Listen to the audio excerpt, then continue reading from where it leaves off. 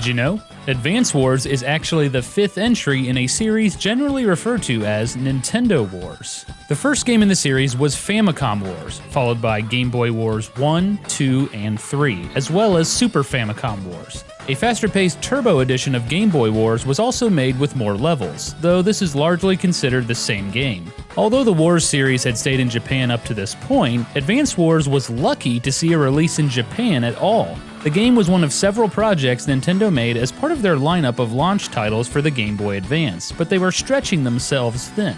In order to help alleviate their workload, Nintendo asked Intelligent Systems to aid with development of Advance Wars. At the time, the team was told that turn-based games weren't popular outside of Japan due to their complicated nature. Early on, members of Intelligent Systems would get together and discuss new ideas for the game, but these ideas were almost always shot down by Nintendo for being too sophisticated and unsuitable for a casual audience. In response, the team worked to make the title simpler and easier to understand.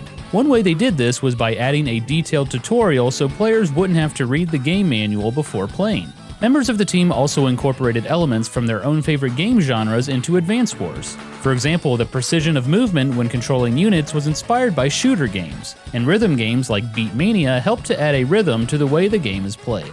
When Nintendo of America's marketing team got a chance to try Advance Wars, they loved it and decided the game was suitable for a full international release. The game received critical acclaim in North America and may have helped change Nintendo's view of the Western market. Kentaro Nishimura, one of the game's designers, cited the success of Advance Wars as a key reason why Nintendo eventually released Fire Emblem outside of Japan. Since the games had a similar playstyle, Nintendo thought the American Game Boy Advance audience had been primed for Fire Emblem. This seems fitting, as Fire Emblem only exists at all thanks to the original Famicom Wars, with the first Fire Emblem using the Famicom Wars engine. Advance Wars was launched in North America first, with releases planned for Japan and Europe shortly after.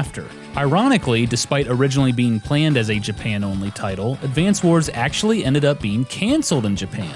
One explanation for this is that the game's original Japanese release date was October 12, 2001, just 1 month after the September 11th terrorist attacks in the United States. An alternate theory is that the game was pushed back due to the release of Game Boy Wars 3, which came out in August of 2001. It's possible Nintendo didn't want their own games competing with each other and delayed Advance Wars to give Game Boy Wars 3 a fighting chance. Due to Advance Wars being cancelled, the game's sequel, Advance Wars 2 Black Hole Rising, was also cancelled in Japan despite both games being developed in the country. The games finally saw a Japanese release in the form of a 2-in-1 compilation cartridge in 2004, prior to the release of Advance Wars Dual Strike on the Nintendo DS. However, cancellations would continue to plague the series in Japan. The next installment, Advance Wars Days of Ruin, was released internationally in 2008, but was ultimately cancelled in Japan following a series of delays. Interestingly, the international versions of Days of Ruin contain a full Japanese translation in their data, though it's only available through hacking. This seems to indicate that the Japanese version of the game was fully completed and ready for release well before it was cancelled. Days of Ruin would eventually become available in Japan in 2013 as a downloadable title for members of the Club Nintendo Reward program. Although many Advance Wars titles released in Japan after the West, the Japanese game seems to serve as the base for all titles. After both versions of Advance Wars released, gamers saw several notable differences between the two versions. Most of the game's commanding officers had their names changed in the West, and some were even given redesigns. Nell was originally named Catherine and wore a sleeveless top with a shorter skirt. Drake was named Mop and seemed more like a traditional pirate. Sanja, originally called Asuka, wore glasses instead of a hat, and her uniform was changed from red to green. And Grit was called Billy and wore a cowboy hat. The most drastic changes were made to Olaf, who was originally named Whip and had a white beard and a Santa hat, and Kanbei, who was called Kikuchiyo and wore samurai armor in the Japanese game. Other differences from the Japanese version include the term Shogun being changed to Commanding Officer, and the Red Star Army being renamed to Orange Star. This subtle change in color was possibly to avoid direct comparisons to communist regimes. In Advance Wars 2, many of the visual changes to commanding officers were at least partially incorporated into the Japanese designs, leading to fewer differences between officers in both releases. In Japan, Advance Wars 1 and 2 are known as Game Boy Wars Advance 1 and 2. Although the Advance Wars name was kept for the DS games Dual Strike and Days of Ruin in the West, both titles adopted the leading title Famicom Wars DS in Japan. Days of Ruin had a notable tonal shift for the series, having a somewhat more realistic and gritty art style. According to one of the game's English localizers, Tim O'Leary, the change was made due to some fans saying the series was becoming repetitive and predictable. Interestingly, the shift was also influenced by sales data. Although it began as a Japan-only franchise, Advance Wars had become much more popular in North America than in Japan. As such, Intelligent Systems altered the game's tone in an attempt to cater to Westerners. Intelligent Systems also felt that the new style fit better with Days of Ruin's near-future sci-fi setting.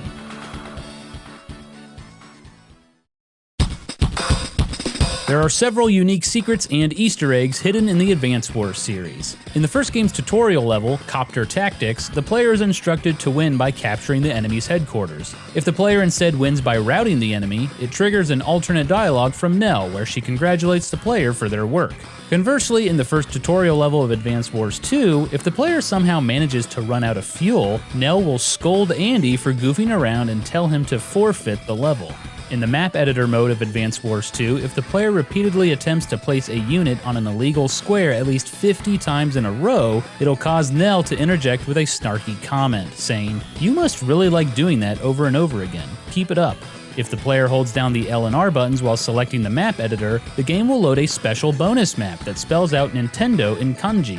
This same map appears in both Advance Wars 1 and 2. Dual Strike also includes a new bonus map featuring the name of the series itself, which was even translated for the English release. Another interesting fact about Advance Wars is that practically all of the weapons and vehicles in the game are based on real devices. For example, the Orange Star Mechanized Infantry is inspired by the American M20A1/A1B1 Super Bazooka, and the Blue Moon Mech unit is based on the Russian RPG-7 rocket launcher. The Orange Star fighter jets also resemble the American F-15 Eagle, while the Blue Moon jet seems to be based on the French Dassault Mirage 3.